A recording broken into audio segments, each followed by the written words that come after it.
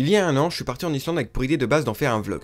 Bon, mes talents de vlogueur étant ce qu'ils sont, j'ai très vite abandonné cette idée. Alors oui, navré, vous allez passer à côté d'images exceptionnelles, comme par exemple moi en train de manger un tacos de viande dans un aéroport. Je passe sûrement à côté d'un buzz incroyable, mais que voulez-vous, je suis sur YouTube pour parler de choses qui me passionnent, et les tacos, bah...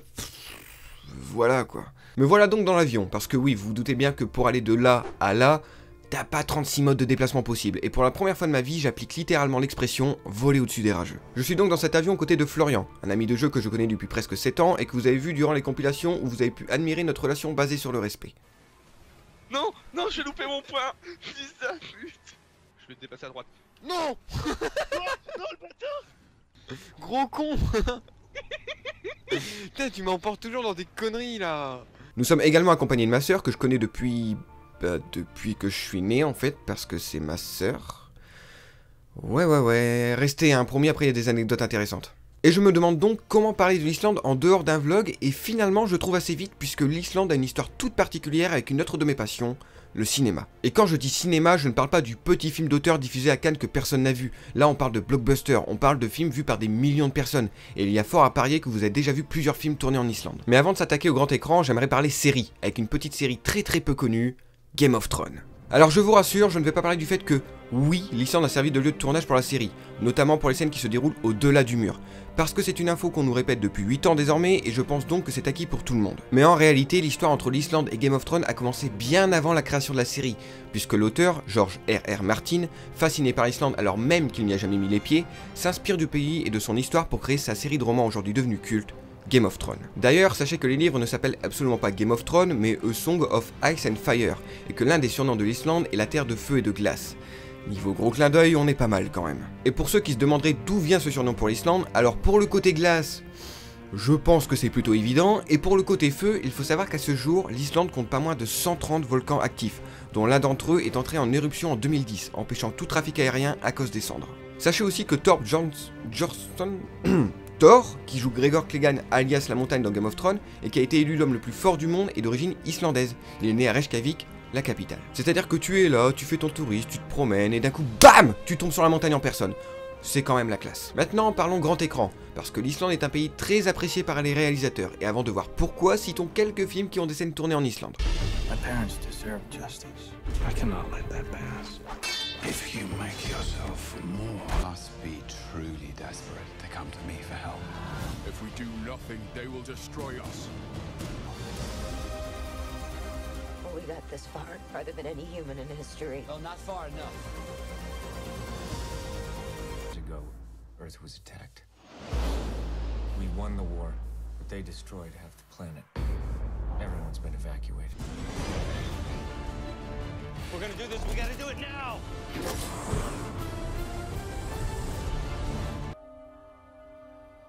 Jin, whatever I do it to protect you. If you don't stop it, there won't be any home to go back to. Where's that door open? I used to have this idea of who I wanted to be, what I wanted to do. Et bien d'autres encore. Alors pourquoi l'Islande intéresse tant les réalisateurs? Bon, déjà l'Islande offre de superbes décors naturels, ça c'est le fait le plus évident. Mais ce qui intéresse les réalisateurs, c'est aussi la variété des décors, car effectivement, en Islande, en à peine quelques heures de route, vous changez complètement d'ambiance. Ça permet de filmer des cadres très différents sans avoir à changer de pays. L'avantage des décors naturels de l'Islande, c'est aussi qu'il y est plus simple d'y tourner que dans des grandes villes comme Paris par exemple, où c'est un bordel administratif, où il faut bloquer la circulation pour les gros tournages, etc. Alors attention, plus simple niveau administratif, mais tourner en Islande, ça veut aussi dire devoir faire avec des conditions météorologiques qui peuvent être très compliquées. Le froid et les tempêtes, c'est pas l'idéal pour un tournage tranquille. La seule réelle règle qu'impose le pays, c'est que l'environnement doit rester tel quel. En gros, s'il y avait un petit caillou à un endroit, à la fin de ton tournage, ce petit caillou doit être à la même place. Si on analyse la liste de films que j'ai cités, on peut s'apercevoir que beaucoup appartiennent au genre de la science-fiction ou au fantastique. Et ce n'est pas pour rien parce qu'effectivement, si on tourne beaucoup en Islande, c'est rarement pour montrer l'Islande. Je m'explique, lorsqu'un tournage a lieu à Paris ou à New York, c'est parce que ces villes apparaissent dans le long métrage. Pour Paris, ça a été le cas avec le dernier Mission Impossible par exemple. Mais l'Islande, elle, sert plus à créer des mondes inventés de toutes pièces, voire parfois pour illustrer d'autres pays. Par exemple, la scène qui se déroule au Tibet dans Batman Begins, bah c'est pas du tout tourné au Tibet, mais en Islande. Idem dans le premier film Tomb Raider, qui a des scènes censées se dérouler dans la toundra de Sibérie, mais là encore, bah c'est l'Islande. Ces choix sont souvent pris pour faciliter le tournage ou pour limiter les frais budgétaires.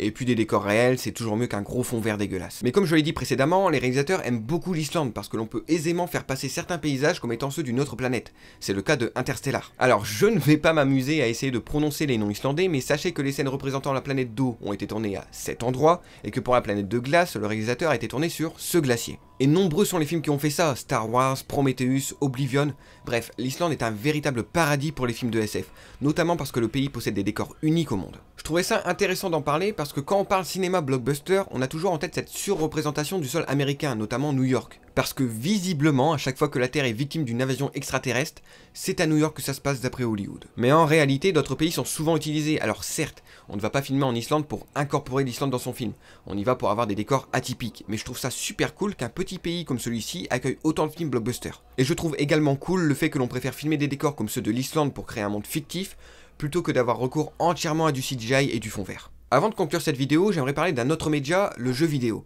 Bon alors, je vous avouerai que là comme ça, aucun jeu en rapport avec l'Islande ne me vient en tête. Pourtant il y en a bien un, fortement inspiré des pays nordiques comme l'Islande, The Elder Scrolls V Skyrim. Là encore, on est sur une terre fictive, puisque le jeu se passe en bord de ciel, la contrée des Nordiques. Et les Nordiques, bah, c'est ni plus ni moins des Vikings.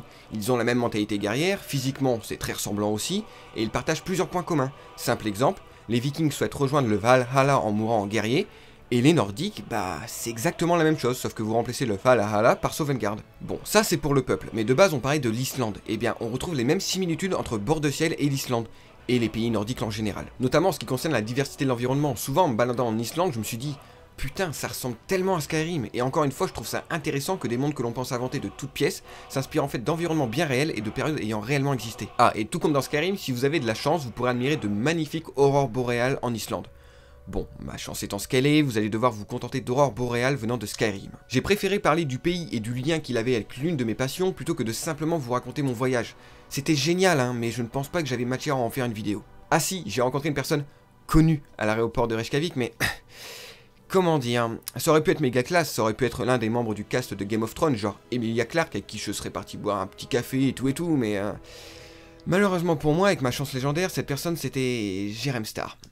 Alors, vous m'en voudrez pas, hein, j'ai pas pris de photo avec lui pour vous prouver que ce n'est pas un mensonge. En même temps, ça serait un mensonge de merde quand même. Je peux juste vous dire qu'entendre Jerem Star snapper juste derrière moi à 4 h du matin dans un aéroport islandais, bah c'était pas la meilleure expérience de ma vie. Voilà, j'espère que cette vidéo vous aura plu. Une autre petite vidéo sortira sur l'Islande avec seulement de la musique et les belles images que j'ai pu prendre là-bas. Ça devrait arriver dans 1 ou 2 semaines. Et en attendant, je vous dis salut à tous et à la prochaine pour des vidéos un peu plus classiques. Un commentaire avant de descendre. Voilà, tu vois, c'est ça qui me donne pas envie. Ah, je l'ai eu en fond.